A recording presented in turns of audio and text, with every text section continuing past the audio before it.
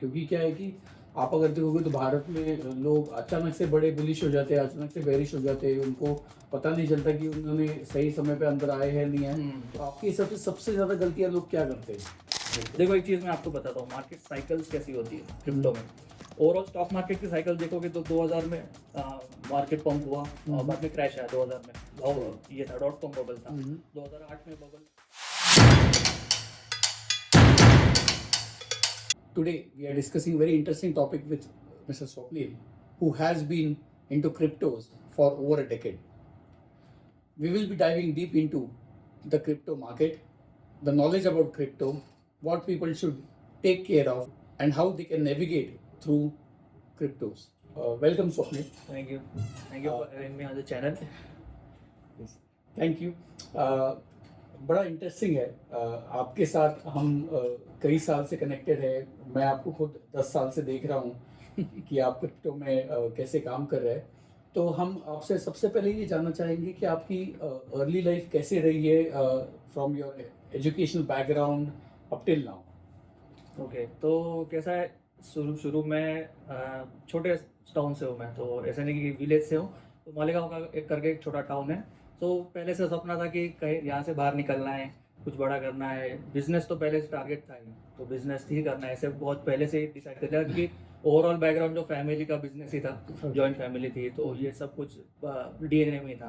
तो इसलिए फिर सोचा इंजीनियरिंग करेंगे तो यहाँ से बाहर पढ़ निकलेंगे। तो फिर वहाँ से निकला, फिर इंजीनियरिंग के लिए एडमिशन ली और इंजीनियरिंग की फर्स्ट क्लास में इंजीनियरिंग पास आउट हुआ। और ऐसे करके फिर धीरे धीरे सिटी की तरफ मूव हुआ। और फिर एमबीए करना था, लेकिन कुछ फाइनेंशियल ये वो उसकी वजह से डायरेक्टली जॉब करना पड़ा। तो लेकिन फिर भी मैंने सिम्बोसिस से फिर अर्ली एमबीए जो डिस्टेंस होता है वो कर लिया।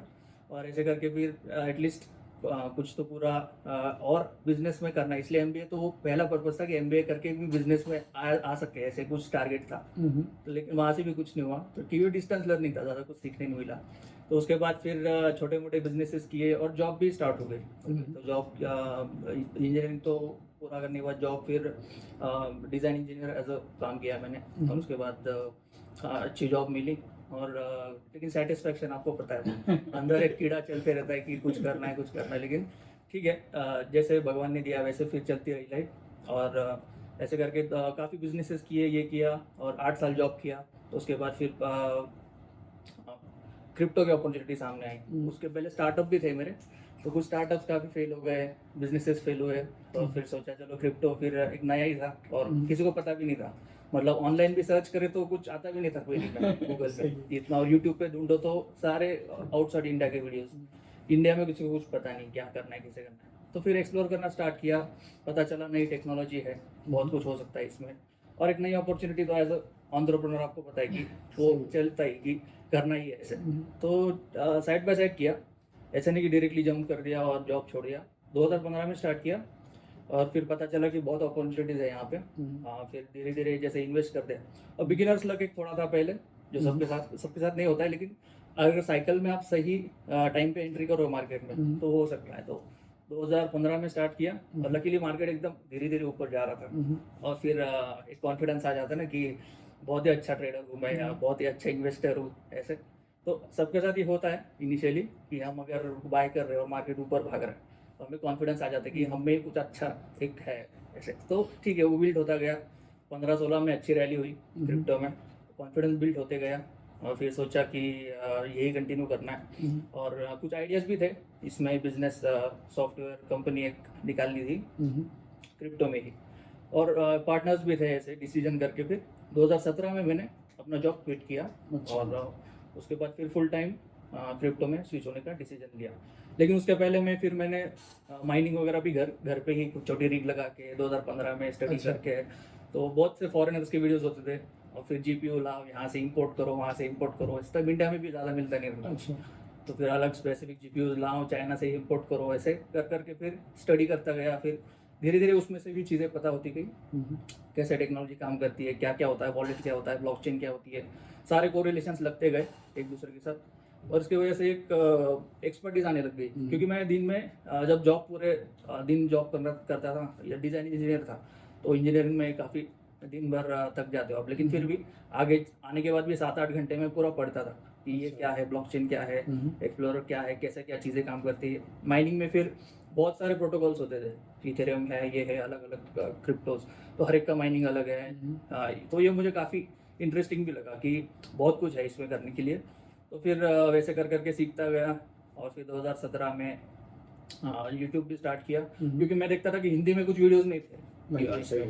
तो जब मैंने 2015 में भी सर्च किया तो कुछ ज़्यादा आता नहीं था, फिर खुद का ही चैनल 17 में स्टार्ट किया, और बाकी सीखना तो चल ही रहा था, और डोमेन तो सीखा था, मार्केट भी सीखा था। और ट्रेडिंग का कैसा है, जब एक्सचेंजेस पे थोड़ा मैं पहले बीटीसी पेयर्स में ट्रेड होता था मार्केट, यूएसडीटी पेयर्स नहीं थे, तो 2015-16 में हम बीटीसी पेयर्स है, तब आईसीओस भी स्टार्ट हो गए। तो ऐसे बहुत कुछ इंटरेस्टिंग आजू बाजू में चल रहा था। ये तो ऐसे सब करके जो टेक्निकल वर्ड्स है वो डेफिनेटली हम आपसे समझेंगे, बिकॉज क्या है, हमारे व्यूअर्स को भी ये समझना है कि ये क्रिप्टो क्या है और ये कैसे वो लोग नेविगेट कर सकते हैं क्रिप्टोज में। मेरा I take a step back, और मैं आपसे वेरी स्पेसिफिकली पूछना चाहूँगा कि आपकी इनिशियल क्रिप्टो जर्नी कैसी रही, और आज आप क्रिप्टो में कहाँ तक पहुँचे। मतलब आपने तो ऑलरेडी जिक्र किया है कि आपका ऑलरेडी एक यूट्यूब चैनल है। मेरे व्यूअर्स को बताना चाहूँगा कि there are around 23,000 followers right now ही has, so it's an achievement in itself. So can you throw some light on your crypto journey. ठीक है। तो इनिशियली कैसा, फिर मैंने बताया कि 2015 में स्टडी स्टार्ट कर दिया था। उसके पहले इंटरेस्टिंग चीज़ ये हुई कि मैं जब 2013 में जर्मनी में था, तो किसी कलीग ने फिर मेंशन किया था बिटकॉइन, बिटकॉइन ऐसे, वहाँ पे जर्मन था वो, तो ऐसे करके फिर पहली बार सुना मैंने बिटकॉइन अच्छा। 2013 में। फिर ज़्यादा इंटरेस्ट नहीं लिया, पहले हम एक बार सुनते तो कभी इंटरेस्ट नहीं लेते।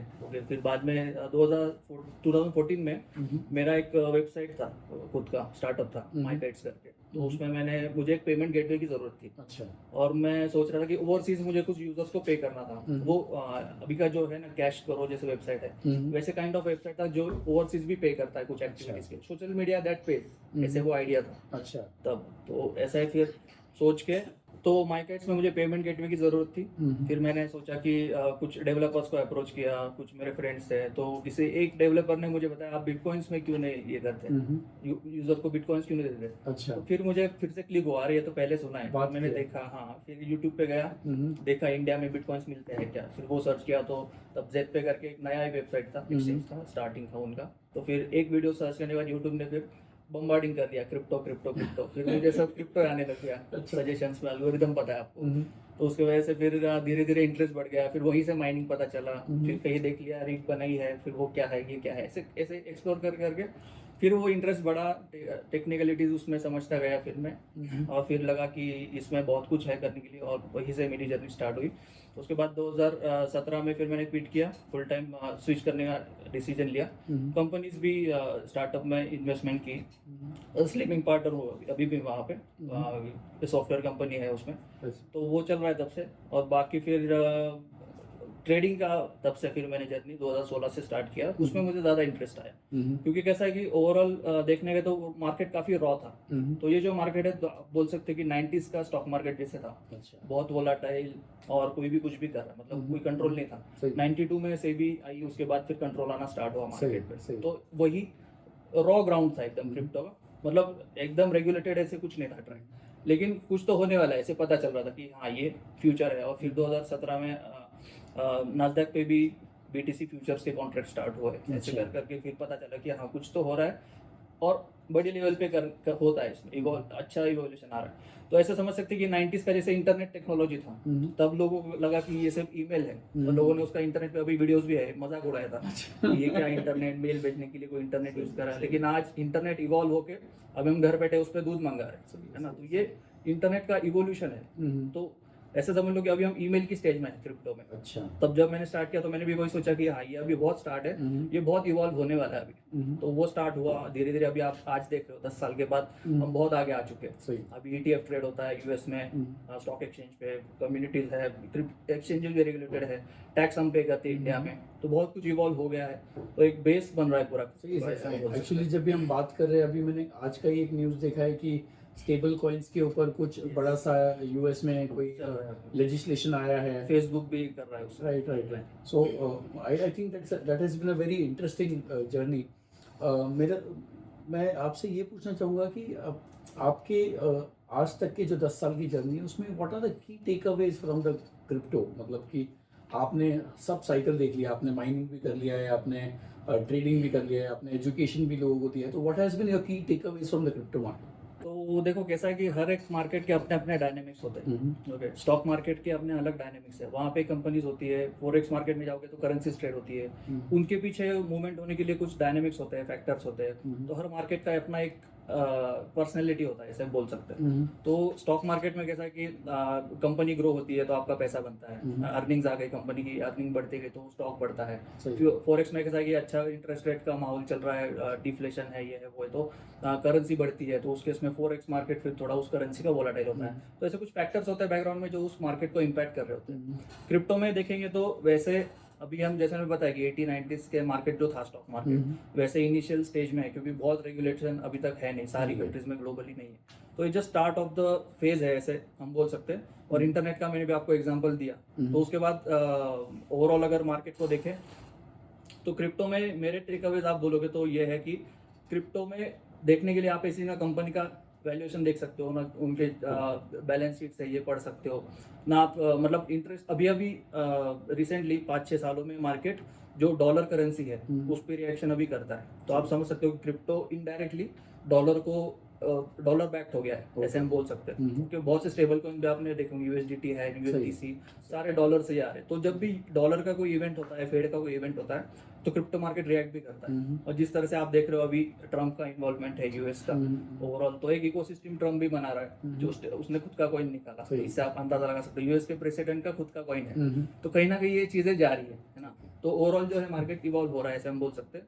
और टेक अवेज की बात करेंगे तो क्रिप्टो मार्केट में जो प्राइस है वो बहुत इंपॉर्टेंट है कि आप मार्केट में कहाँ पे एंटर करते हो। देखो एक चीज मैं आपको बताता हूँ, मार्केट साइकिल्स कैसी होती है क्रिप्टो में। ओवरऑल स्टॉक मार्केट की साइकिल देखोगे तो 2000 में मार्केट पंप हुआ, बाद में क्रैश आया 2000 में, ये था .com बबल था। 2008 में बबल, जो हाउसिंग बबल था वो आया। उसके बाद कोविड का क्रैश आया। तो हर 8 से 10 साल में मार्केट रीसेट हो जाता है ना, ओवरऑल इकोनॉमी में तो रीसेट करती है। उसके बाद फिर जो भी है अभी ओवरऑल ऑल टाइम हाइस पे चल रहे हैं, लेकिन उसके पहले बूम आता है, बस्ट आता है, राइट।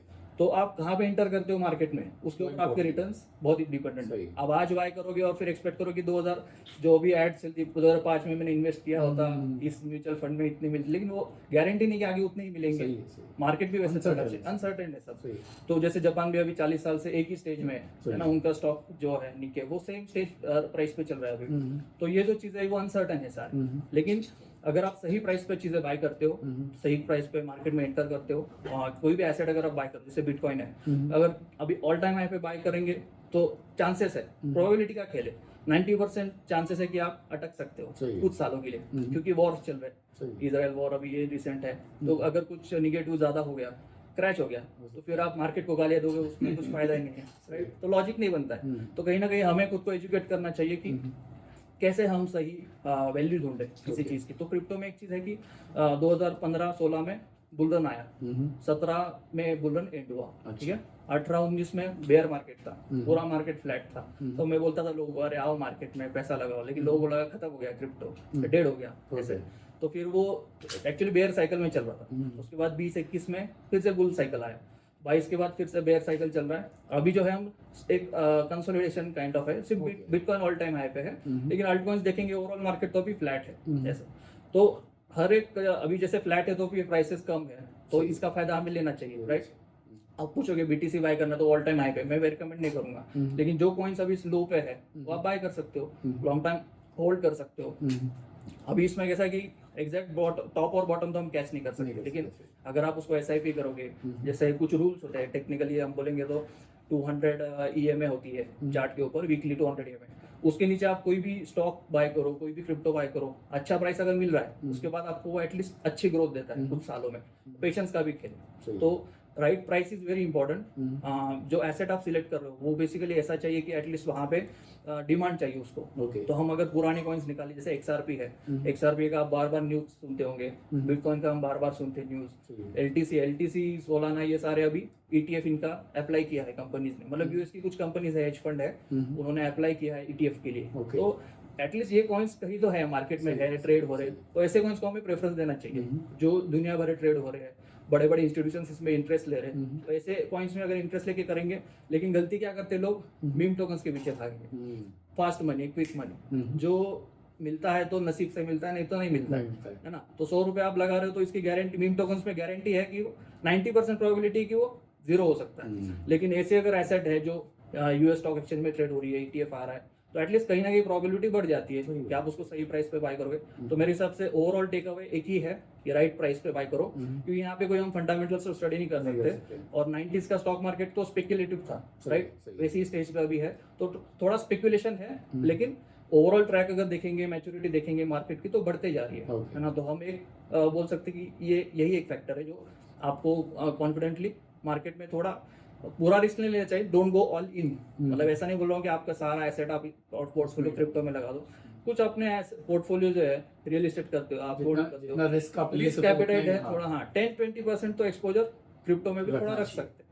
तो वैसे आप डिस्ट्रीब्यूट करोगे, SIP करोगे, राइट प्राइस पे बाय करोगे, so that is the biggest takeaway, ऐसे मैं बोल सकता हूँ। क्योंकि मैंने जो भी एक्सपीरियंस है, जितने अभी 20,000-40,000 लोगों से भी मैं अभी तक इंटरेक्ट कर चुका, तो क्या क्या गलतियाँ, वही पैटर्न है, सब वही पैटर्न है। तो गलतियाँ नहीं होनी चाहिए, इसलिए फिर ये सिंपल चीज़ है जो मैं आपको बता रहा हूँ कि प्राइस इज इंपॉर्टेंट, और मार्केट में एंट्री कहाँ पे लेते हो वो सबसे इम्पोर्टेंट। सिंस आपने बहुत सारा हमको बैकग्राउंड दिया है क्रिप्टोस का, कैसे उसमें करना है, आपके हिसाब से सबसे ज़्यादा गलतियाँ लोग क्या करते हैं क्रिप्टो मार्केट में? मतलब क्योंकि क्या है कि आप अगर देखोगे तो भारत में लोग अचानक से बड़े बुलिश हो जाते हैं, अचानक से बेरिश हो जाते हैं, उनको पता नहीं चलता कि उन्होंने सही समय पे अंदर आए हैं नहीं है। तो आपके हिसाब से सबसे ज़्यादा गलतियाँ लोग क्या करते हैं?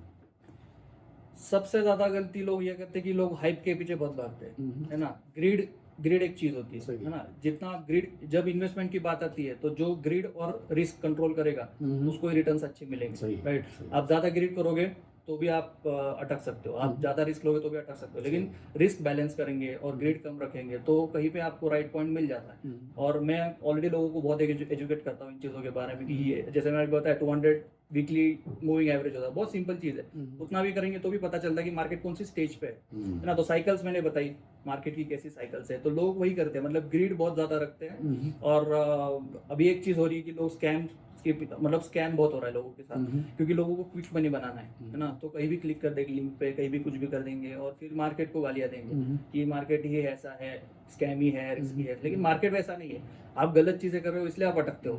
कुछ लोग हैं मार्केट में जो स्कीम्स थ्रू आते हैं क्रिप्टो में। अभी कैसा छोटे गांव में या बाकी बहुत सारी विलेजेस है इंडिया में, तो कभी किसी ने क्रिप्टो सुना भी नहीं होगा, फिर उनको अप्रोच करते हैं ये स्कीम्स वगैरह के, फिर वो स्कीम थ्रू क्रिप्टो में आते हैं और फिर वो स्कैम हो गया तो फिर क्रिप्टो को गाली देंगे ना कि उन कंपनीज को। तो उनको फर्स्ट इंप्रेशन तो वही आता है ना कि यार ये तो मार्केट सेक्टर ही बेकार है, ऐसा है। तो पहले तो एजुकेट करना बहुत इंपॉर्टेंट है, और लोग वही गलती की खुद को एजुकेट नहीं करते है ना। सबसे पहले आने के बाद क्रिप्टो में कोई भी आप इन्वेस्टमेंट करोगे ना तो उसमें एजुकेशन लेना बहुत इंपॉर्टेंट है। मार्केट कैसे चलता है वो तो समझ लो, साइकिल्स क्या है मार्केट। और मैं ऑलरेडी यूट्यूब पे मेरा भरा बड़ा ही चैनल है ना, मैं 2017 से वीडियोस बना रहा हूँ, फ्री कोर्सेज बनाए, सब कुछ है। तो ऐसा नहीं कि कुछ है नहीं, इंटरनेट पे भी है, अभी तो AI पे भी आपको आंसर्स मिल जाते हैं। तो आप चैट GPT से भी पूछोगे तो भी वो बेसिक्स बता देगा। तो पहले बेसिक्स समझो, मार्केट कैसे चलता है वो समझो, है ना। अलग अलग फैक्टर समझेंगे, चीज़ें समझेंगे तो हमें पता चलता है मार्केट कैसे काम करता है, अपॉर्चुनिटीज क्या क्या है। और गलती करने का मतलब वही होता है कि जब हाइप ज़्यादा होती है, जैसे अभी बिटकॉइन ऑल टाइम हाई पे, तो प्रोबेबिलिटी भी सोचो ना यहाँ से कितना मुझे रिटर्न्स मिल, क्योंकि ऑलरेडी 2 साल से अगर कोई एसेट बढ़ रहा है 3 साल से, तो उसमें कूद कर कुछ फायदा ही नहीं है। जो ऑलरेडी ओवर वैल्यूड है उसमें आप तो चांसेस होता है, प्रोबेबिलिटी होता है कि बस किसी ने बोल दिया कि बहुत ज़्यादा ओवर हाइप्ड है, ऐसा है, तो मतलब और बढ़ेगा इसके आगे ऐसे, तो वो स्पेकुलेटिव हो गया, तो वहाँ पे रिस्क ज़्यादा है। तो हमेशा प्राइस देखो, सही जगह पे एंटर लो, और ऐसे इसमें लो जहाँ पे प्रोबेबिलिटी आपकी ज़्यादा है रिटर्न्स बनाने की। तो कुछ फैक्टर्स है वैसे नए लोगों को पता नहीं चलता, लेकिन एजुकेट करो, खुद को एजुकेट करेंगे ना तो सारे आंसर्स मिल जाते हैं आपको।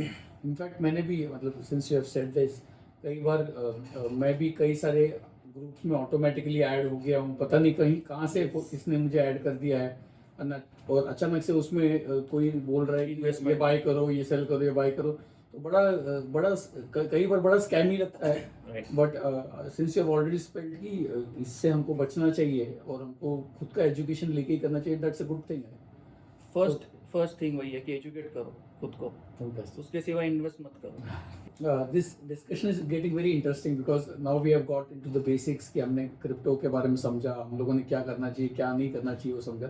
आपका एक्सपीरियंस ओवर डेकेड हो चुका है जहाँ पे आपने 2 ट्रेडिंग साइकिल्स देखे हैं, तो मुझे आपको पूछना है कि what are the right approaches towards the trading. So हमने क्या ऐसा ठीक से करना चाहिए, क्या अप्रोच रखना चाहिए ट्रेडिंग साइकिल में जिसके वजह से हम रिस्क भी नहीं हो और हमको ज़्यादा से ज़्यादा प्रॉफिट हम कमा सकें। ओके, तो अभी देखो इसमें 2 चीज़ें हैं। सबसे पहले ना अपना इन्वेस्टमेंट अलग रखो, ट्रेडिंग अलग रखो। ओके, ठीक है, अब जैसे स्टॉक मार्केट होता है, स्टॉक मार्केट में कुछ लोग इन्वेस्ट करते हैं, सिर्फ इन्वेस्ट करते हैं इरिस्पेक्टिव ऑफ व्हाट चार्ट से, चार्ट पे क्या चल रहा है उनको कुछ पता नहीं होता, सही। लेकिन वो इन्वेस्ट कर रहे हैं सही ना, SIP है, म्यूचुअल फंड है। और दूसरा एक लोग है जो स्पेसिफिक कैपिटल लेके हर रोज ट्रेड करते हैं, 2 लाख 10 लाख जो भी कैपिटल है, 5 लाख, उससे वो लेकर ट्रेड करते हैं और वहां से प्रॉफिट बनाते हैं। सही। ओके, तो एक इन्वेस्टमेंट होता है और ट्रेडिंग होता है। ओके, तो क्रिप्टो में भी आप सेम अप्रोच रखो। ओके, आप पहले डिसाइड करो आपको ट्रेड करना है या इन्वेस्ट करना है। अगर आप इन्वेस्ट कर रहे हो तो बाकी चक्कर में मत पड़ो कि चार्ट के ऊपर क्या चल रहा है, या फिर मतलब लॉन्ग टर्म चार्ट मैंने बताया वो देख सकते हो, मंथली वगैरह, higher time frame, weekly, EMA, वो इन्वेस्टमेंट पॉइंट ऑफ व्यू की बॉटम साइड है टॉप साइड है उतना पता चलता है, उतना देखेंगे। लेकिन लोग क्या करते हैं, हर रोज कुछ ना कुछ जो ऊपर जा रहा है उसको बाय करेंगे और फिर 4-5 दिन के बाद ओपन करेंगे, अरे ये तो थोड़ा सा -1% हो गया है, शायद मैं गलत पॉइंट पे ले रहा हूँ, तो वो सेल कर देंगे, है ना। तो ये सब चीजें करेंगे तो फिर वो ट्रेडिंग हो जाता है ना। इधर आप पूरा इन्वेस्टमेंट करो नहीं तो पूरा ट्रेडिंग करो, नहीं तो बैलेंस करो। फिर जो कैपिटल आपने ट्रेडिंग के लिए रखा है वो अलग रखो, जो कैपिटल आपने इन्वेस्टमेंट के लिए वो अलग रखो। ओके, उसको वैसे ट्रीट करो। तो इन्वेस्टमेंट कर रहे हो तो SIP वगैरह करके आप डायरेक्टली मार्केट में इन्वेस्ट करते रहो, जो भी है राइट प्राइस पे थोड़ा थोड़ा बाइंग करते रहेंगे, मंथली, वीकली, क्वार्टरली, कुछ भी SIP आप एक कैपिटल, अगर सर्टेन कैपिटल एलोकेट कर रहे हो उसको डिस्ट्रीब्यूट कर दो अच्छे प्राइस पे, फिर आपको एवरेज आउट हो जाता है आपका प्राइस। ओके, तो वो एक हो गया इन्वेस्टमेंट। अब अगर 100% ट्रेडिंग की बात करेंगे तो देखो ट्रेडिंग में अभी पहले सिर्फ स्पॉट मार्केट था, जैसे कैश मार्केट है स्टॉक मार्केट में, वैसे इसमें स्पॉट मार्केट है। तो स्पॉट मार्केट में 2015-16 में BTC पेयर्स होते थे, उसके बाद USDT आया तो अच्छा मार्केट इवॉल्व हुआ। 2018 के बाद फ्यूचर्स मार्केट आया, जैसे स्टॉक में फ्यूचर्स मार्केट है जहाँ पे लेवरेज मिलता है, वो भी अभी क्रिप्टो में 2018 से स्टार्ट हुआ। तो अभी हम 8 साल से फ्यूचर्स ट्रेडिंग इसको बोलते हैं वो भी है। अभी ऑप्शन ट्रेडिंग पिछले 4 सालों में यहाँ पे स्टार्ट हुआ है। तो ओवरऑल देखेंगे एज अ ट्रेडर तो जो स्टॉक मार्केट में आपको अपॉर्चुनिटीज है वही इसमें भी मिल रही है। बस डिफरेंस इतना है कि ऑप्शन अभी थोड़ा नया है तो लिक्विडिटी आपको कम मिलेगी। फ्यूचर्स पूरा सेट हो चुका है, तो वहाँ पे आप अगर आप एनालिसिस में अच्छे हो, आप ऑलरेडी ट्रेड करते हो काफी साल से, आप डायरेक्टली ट्रेडिंग कर सकते हो कैपिटल लेके। थोड़ा टेक्निकल एनालिसिस होता है उसमें, चार्टिंग होता है, तो ऑलरेडी उसके कोर्सेज भी मैंने चैनल पे बनाए हैं, तो बेसिक कोई भी सीखना है तो वहाँ से भी सीख सकते हैं। तो बेसिक अगर कोर्स है या फिर ऑलरेडी नॉलेज है तो वो ट्रेड कर सकता है। सर्टन कैपिटल एलोकेट करो।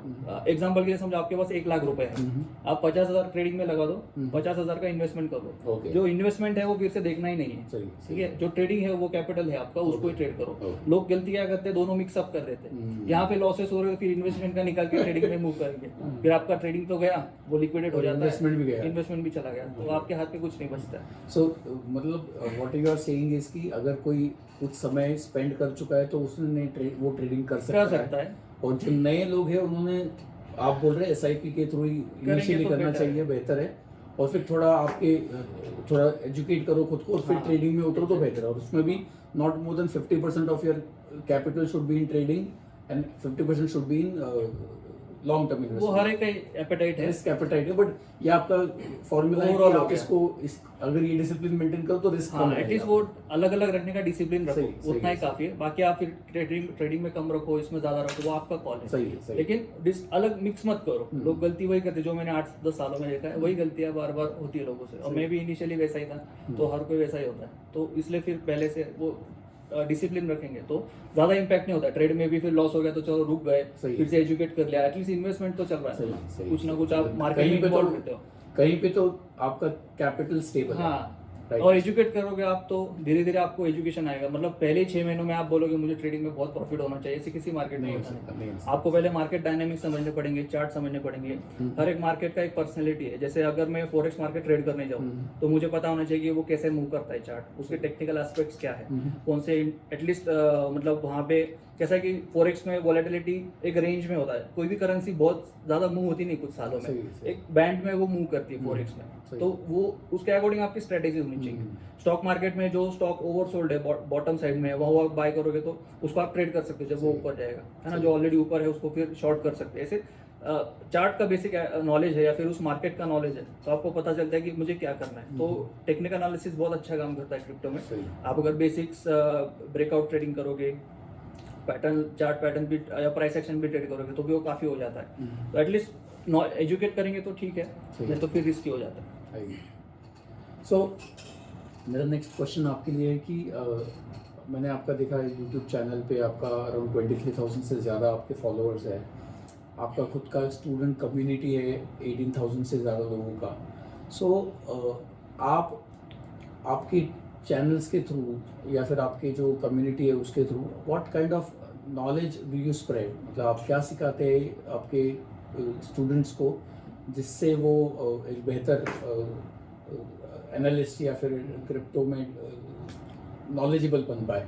ओके, तो पहले तो ये बताता हूँ मैं अपने यूजर्स को कि ट्रेडिंग अलग रखो और इन्वेस्टमेंट अलग रखो। ओके, तो बेसिक जो मेरे चैनल है उसके ऊपर मैंने इन्वेस्टमेंट की सीरीज भी बनाई है। अच्छा। जिसको सिर्फ इन्वेस्ट करना है वो इन्वेस्टमेंट का कोर्स या सीरीज है वो देख सकता है। Okay. जिसको ट्रेडिंग करना है वो टेक्निकल एनालिसिस का कोर्स है वो कर सकता है। Okay. और जिसको बेसिक्स क्रिप्टो जानना है, बाकी मुझे ट्रेड के चक्कर में नहीं पड़ना है, तो वो बेसिक्स क्रिप्टो भी समझ ले।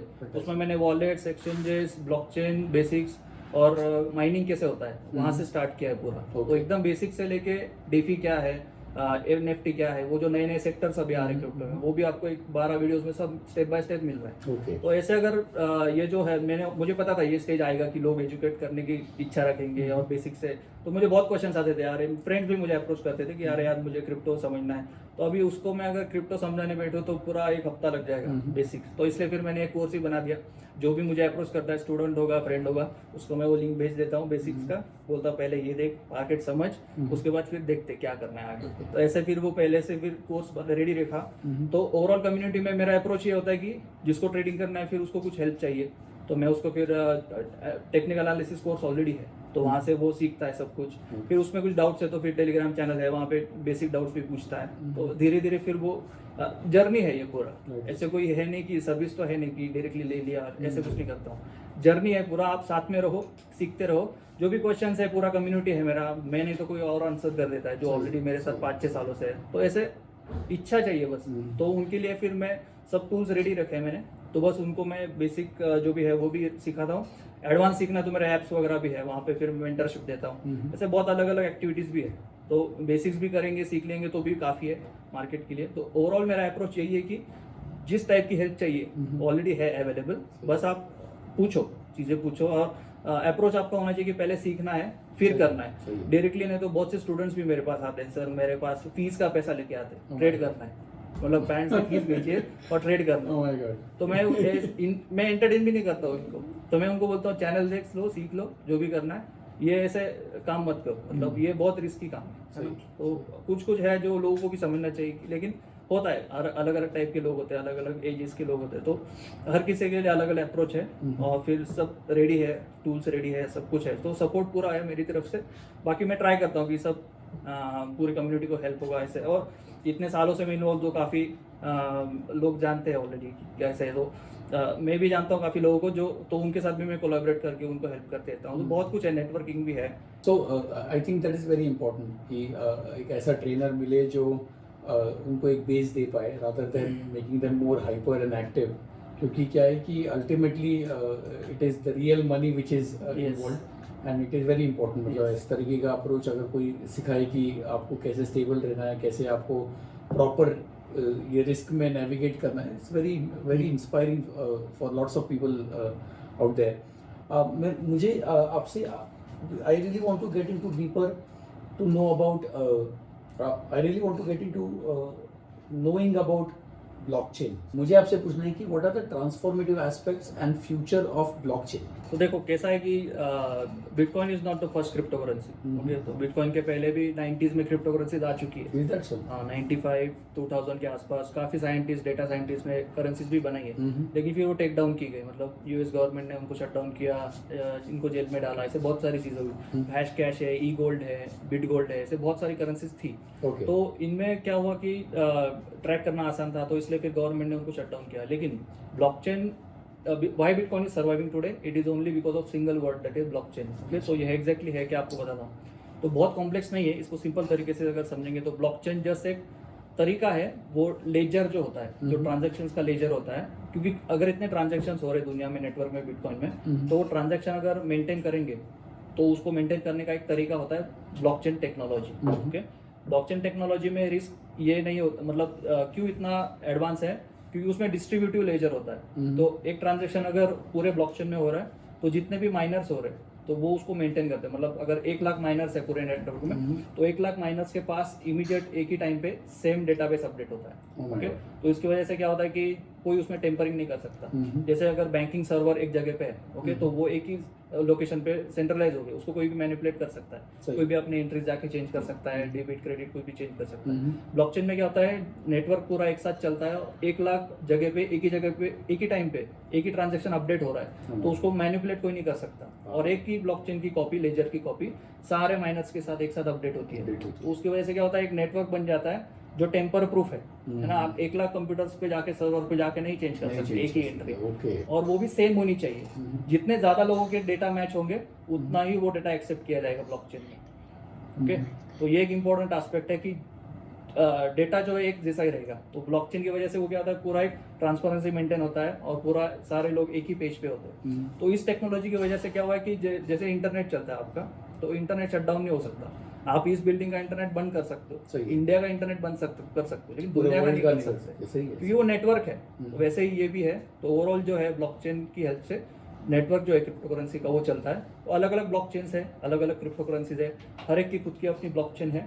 तो उसके वजह से वो होता है. और इसमें और एक चीज़ होती है कि आप जो फर्स्ट बिटकॉइन का जो ट्रांजैक्शन हुआ था ब्लॉकचेन के ऊपर, वो भी आप देख सकते हो कितने बजे हुआ था, कितनी क्वांटिटी का हुआ था, किसने किया था. वॉलेट एड्रेस होता है, नाम नहीं होता है बेसिकली, लेकिन एक वॉलेट एड्रेस जो लिंक्ड है उसका डेटा आपको मिलता है. तो आप ट्रांसपेरेंसी सोचो, मतलब पहला बिटकॉइन का ट्रांजैक्शन लेकर आज तक का, अभी जो हम बात कर रहे हैं, अभी का जो ट्रांजैक्शन भी आप ट्रांसपेरेंटली देख सकते हैं पूरा में.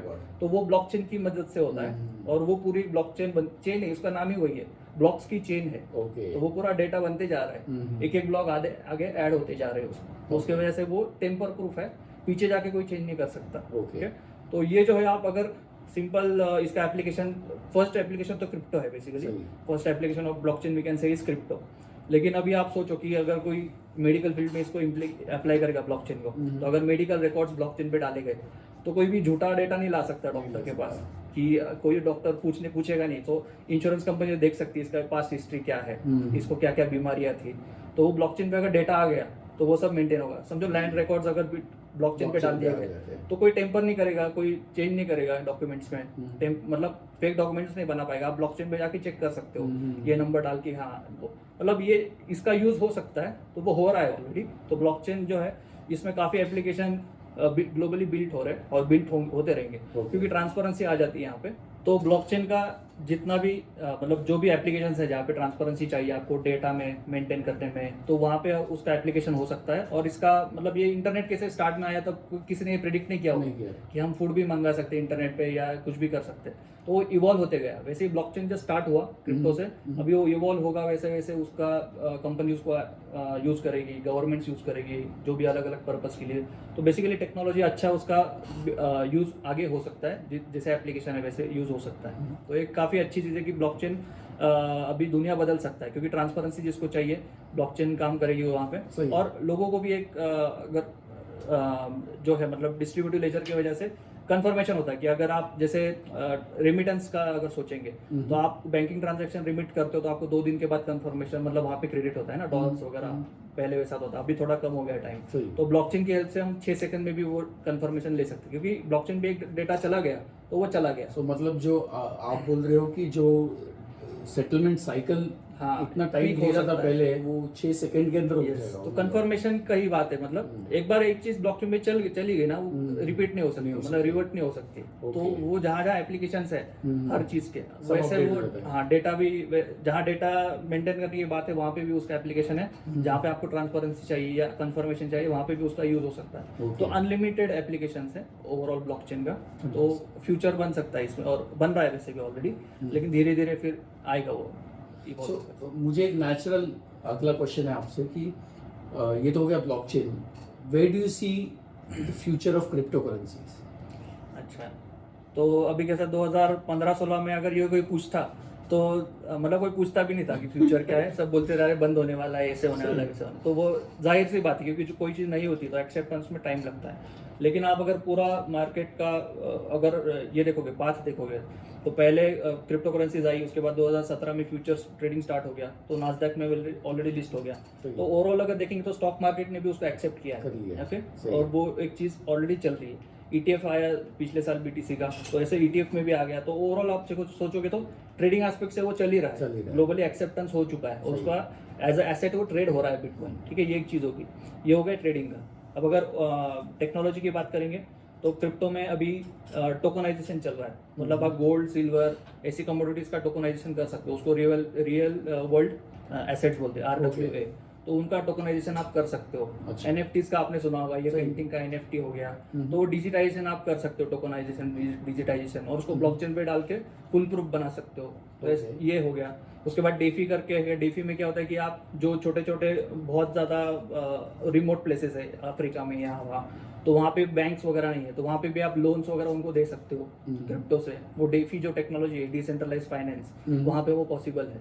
तो अभी जो हम फाइनेंस इंडस्ट्री देख रहे हैं वो सेंट्रलाइज फाइनेंस है, इंश्योरेंस कंपनीज है, बैंक्स है, सही। तो ये वैसे ही ये रेप्लिकेशन है क्रिप्टो में। तो Okay. डेफी भी एक टेक्नोलॉजी है जहाँ पे बहुत सारा काम चल रहा है। हम्म। तो ऐसे बहुत सारे एप्लीकेशन, Web3 आपने सुना होगा अभी रिसेंटली, सही। Web3 में भी काफ़ी इंटरनेट, डिसेंट्रलाइज इंटरनेट बनाया जा रहा है, वेबसाइट बनाई जा रही है।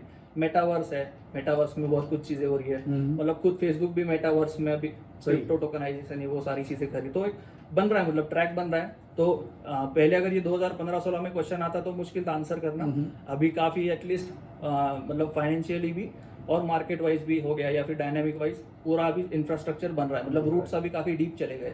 पहले वो कैसा था, थोड़ा स्पेकुलेटिव था, चलेगा नहीं चलेगा, लेकिन अभी स्मार्ट कॉन्ट्रैक्ट्स है, ये है, तो ओवरऑल कंपनीज भी उसको एक्वायर मतलब उसमें पार्टिसिपेट कर रही है। IBM जैसे कंपनीज ब्लॉकचेन यूज करके, विप्रो भी अभी ब्लॉकचेन, जैसे अलग अलग कंपनीज भी टेक्नोलॉजी प्लस ये क्रिप्टो एक साथ यूज करके इसका एप्लीकेशन अभी धीरे धीरे आएंगे। तो मैंने बताया इंटरनेट की तरह ही है, अभी हम कुछ नहीं स्पेकुलेट कर सकते कि क्या हो सकता है इससे, लेकिन बहुत कुछ हो सकता है, ऐसे दिख रहा है, तो होगा धीरे धीरे जैसे मार्केट। इट मींस कि it is here to stay, it will not go anywhere now, क्योंकि 2015 में डेफिनेटली मुझे याद है हम लोगों ने जब कई साल पहले इस पे बात किया था, तो even we were not very sure कि क्या है, but as you said rightly कि it is here to stay, it is not going anywhere now. Acceptance बढ़ चुका है और एडॉप्शन अभी दिख रहा है, मतलब रेट ऑफ एडॉप्शन ही आपको बताता है किसी भी चीज़ का, जितना वो ज़्यादा एडॉप्ट हो रहा है उतने उसके चांसेस कम है फेलियर के, तो वो रूट्स काफ़ी स्प्रेड हो चुके हैं डीप, तो अभी थोड़ा मुश्किल है, वैसे बंद नहीं होगा, तो बस उसमें और नया क्या हो सकता है, नया बहुत कुछ आ सकता है आगे,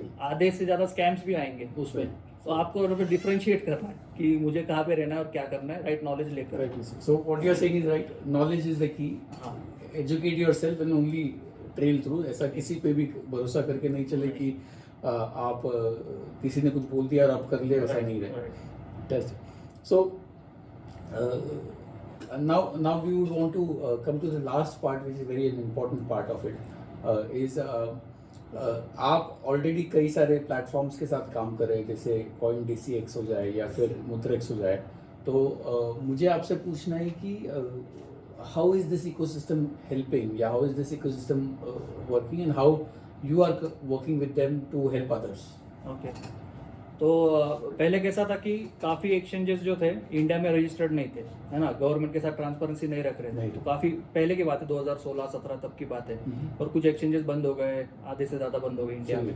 लेकिन अभी की आप सिचुएशन देखोगे तो अभी आप पहले जो क्वेश्चन आता क्या क्रिप्टो इलीगल है इंडिया में, वो जो क्वेश्चन आता था वो अभी नहीं आता है, एटलीस्ट वो बंद हो गया क्योंकि लोग 30% टैक्स भर रहे हैं, तो बेसिकली वो इलीगल नहीं है ना, forex trading is illegal we can say, because वो करना ही इलीगल है। लेकिन जो चीज़ अभी टैक्स ले रही है गवर्नमेंट उससे, और ऑलरेडी इंडिया में रजिस्टर्ड एक्सचेंजेस अगर है, CoinDCX, मुद्रेक्स आपने बताया वैसे एक्सचेंजेस है, तो रजिस्टर्ड है, गवर्नमेंट उसको ट्रैक रख रही है, सब कुछ हो रहा है, डेटाबेस ट्रांसपेरेंट हो रहा है, तो दैट इज लीगल, पहला क्वेश्चन। और इसकी वजह से क्या हो रहा है कि अभी एडॉप्शन की बारी है इंडिया की। ओके, पहले स्टेज था कि ग्लोबली सबने अडॉप्ट कर लिया उसको, यूएस ने पहले अडॉप्ट किया, बाकी फिर धीरे धीरे सारी कंट्रीज, चाइना वगैरह, उन्होंने अडॉप्ट किया। तो एडॉप्शन काफ़ी बढ़ चुका। अब इंडिया की स्टेज है एडॉप्शन की, तो हम पिछले 2-3 साल से अच्छा एडॉप्शन देख सकते हैं क्योंकि गवर्नमेंट सपोर्ट कर रही है, सही। रजिस्टर कर लिया है FIU के अंडर कंपनीज को। सही। तो ऐसे इकोसिस्टम एक अभी तैयार हो रहा है इंडिया में। तो कहाँ पे बाय करना है, बिटकॉइन कहाँ पे बाय करना है, क्रिप्टो कहाँ पे बाय करना है, तो वो सिंपल हो गया अभी इंडिया में। सही। तो बस अभी एक काम बचा है कि लोगों को सही डायरेक्शन में एजुकेट करना है, उनको बताना है कि ये नहीं करना और ये करना है। तो मोस्टली क्या होता है कि एक्सचेंजेस को ये डिफिकल्टी आती है कि वो मोस्टली अभी उनको प्लेटफॉर्म्स को प्रमोट करना होता है, लेकिन वो एजुकेटर मेरे जैसे एजुकेटर्स की हेल्प लेते हैं कि हमारे इसके साथ कोलैबोरेट करके एटलीस्ट एजुकेट करो लोगों को। ट्रेडिंग हो गया, इन्वेस्टमेंट हो गया, कैसे करना है, क्या करना है। तो बेसिक प्रोडक्ट नॉलेज तो वो दे सकते हैं, लेकिन मार्केट का नॉलेज है, ये है।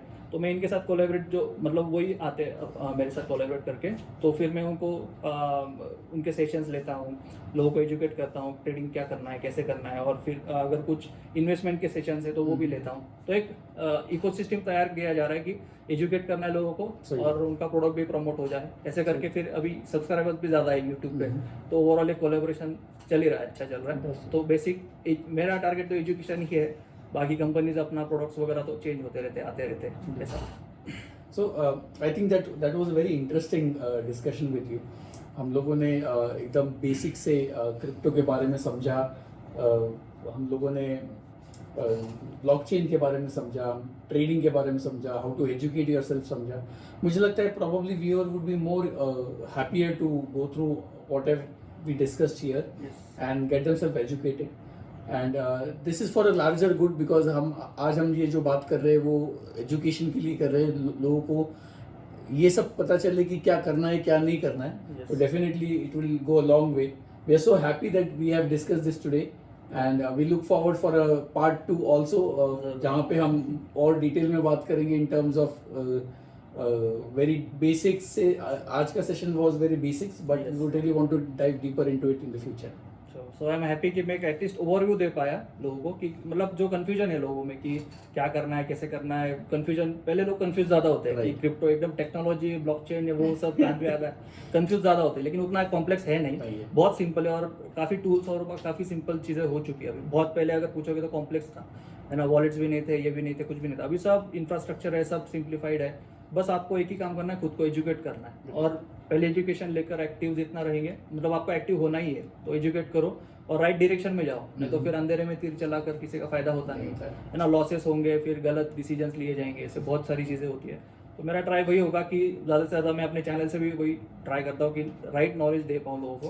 तो बाकी इन्वेस्टमेंट वगैरह वो पर्सनल डिसीजन होता है, लेकिन राइट डिसीजन, राइट नॉलेज लेकर डिसीजन लेंगे तो फ़र्क काफ़ी पड़ता है उसमें। तो यही अप्रोच है, देखते हैं अभी। Definitely, and we wish all the best to your channel the cryptopreneurs. I think people would really love to go through it and get themselves educated as we have discussed. Okay, all the best. Thank you so much for having me. Thank you guys. See you again. Interesting.